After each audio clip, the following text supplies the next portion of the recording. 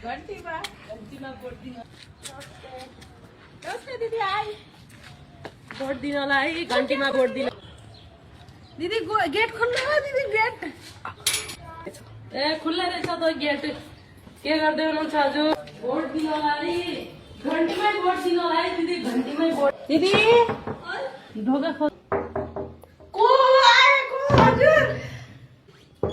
दिदी भोट दिन। हजुर को? हामी भोट माग्न आएको दिदी घन्टीमा भोट हाल्नु होला। त्यसुकै राम्रो होला। हजुर कोही छैनन् कोही छैनन्। त्यसो नगर्नु आमा ढोका खोल्नु त घन्टीमै भोट दिनु होला सुविधा राम्रो। मेरो आमा आज को आयो? मेरो बड्डा पनि घर छैन।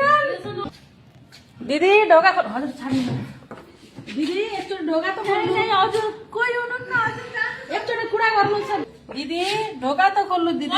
मेरो कुरा हुनुहुन्न घर जानुस् हजुर जानुस्। हजुरसँग पनि कुरा गर्नु छ दिदी अलिकता कुरा। हजुर नाइ अहिले हुनुहुन्न जानु। त्यसो नभन्नु दिदी अलिकता बसेर कुरा गरौँ। ठीक छ हजुर आउनु आउनु बस्नु न दिदी। त्यसो किन गर्नुहुन्छ क्या? ढोका सोका खोल्नु पर्ने। अलिकता हामी गाउँमा घुमेका जिल्ला घुमेका मान्छे पानी सानी पिलाउनु पर्ने।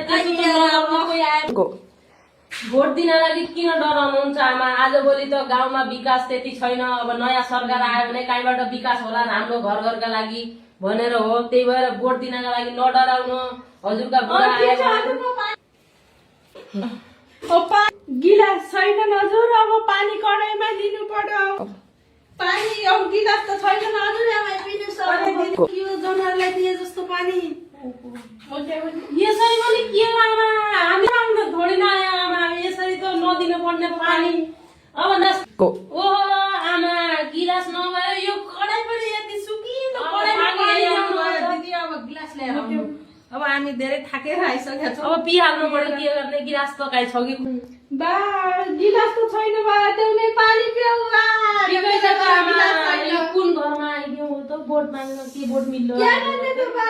भोट अब भोट त दिनै थियो। अब यसै भयो त के गरौँ बा?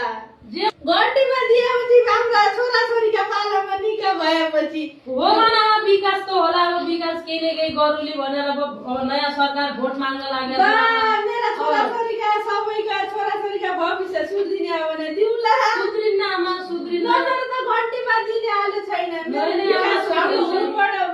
घन्टीमा आमा अब घन्टीमै भोट नाम्री त छैन बा। अहिले मेरो बड्डा आउनु भयो भनेपछि तपाईँ आउनु होला बा। भगवान कुन घरमा आयो? ओहो कुन घरमा आइयो भने त यहाँ टाइम वेस्ट भयो अहिलेसम्म। यहाँ कति गाउँ घुम्नु पर्दैछ। नमस्ते आमा आउली हो त हमरा बड्डा आयो।